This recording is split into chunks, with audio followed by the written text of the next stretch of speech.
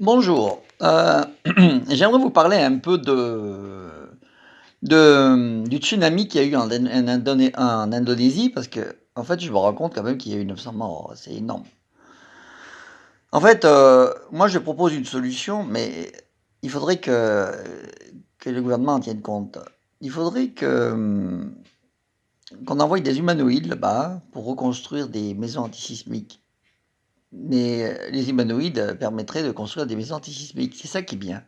Imaginez les investissements qu'il y a pour les assurances de rembourser tout ça.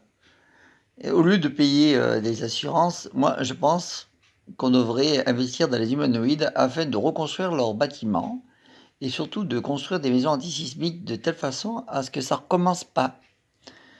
Bon, c'est vrai que j'ai lu le journal et celui qui n'a pas averti les gens comme quoi il y allait y avoir un tsunami ou un tremblement de terre, parce qu'en fait il y a eu quand même quand même une alerte, hein. Je veux dire, bon, c'est pas sympa de sa part de ne pas les avoir avertis, parce que c'est vrai que ça aurait pu éviter 900 morts quand même, hein. Donc voilà, ben, moi je suis malheureux de voir que les humanoïdes ne soient pas encore actuellement chez nous, dans nos maisons et puis dans les rues, pour nous aider à vivre mieux. Pourquoi aujourd'hui le gouvernement se refuse d'investir dans les humanoïdes? Les humanoïdes sont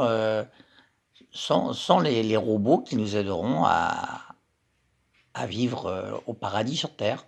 Voilà. Je vous souhaite une excellente journée et je pense que pensez aussi au télescope SCA. Et personne n'en parle du télescope SCA, je sais pas pourquoi. Et le télescope TESS, personne n'en parle du télescope TESS. Pourtant, le télescope TESS, c'est une révolution, hein. Il va nous permettre de voir des centaines de milliards de planètes comme la nôtre, avec des centaines de milliards de civilisations comme la nôtre, sur d'autres planètes. Moi, je sais que les extraterrestres, ils n'ont jamais pu quitter leur planète parce qu'ils sont terrassés sur leur planète. Ils sont attirés. La force newtonienne qui les maintient au sol par un champ gravitationnel assez puissant. Il faut penser que ils sont pas comme nous. Ils ont sûrement plus de difficultés que nous de sortir de leur planète parce que leur champ de force, il est sûrement plus puissant que le nôtre. Alors certaines planètes, je pense, c'est possible que certaines planètes, le champ atmosphérique, l'atmosphère qui les entoure, il est moins épais que le nôtre et qu'il y ait moins d'oxygène. Peut-être que le champ de force, il s'exerce moins fort sur la planète. Mais à quelle distance se trouve-t-il de nous pour qu'ils puissent venir nous voir? À mon avis, ils sont très loin. Donc, comme ils sont très très loin, et peut-être que ces planètes où ils ont la possibilité de quitter leur planète, ils sont peut-être trop loin pour venir nous voir. Et par contre, ceux qui sont très près, peut-être qu'ils ont des problèmes de force gravitationnelle qui les empêchent de quitter leur planète.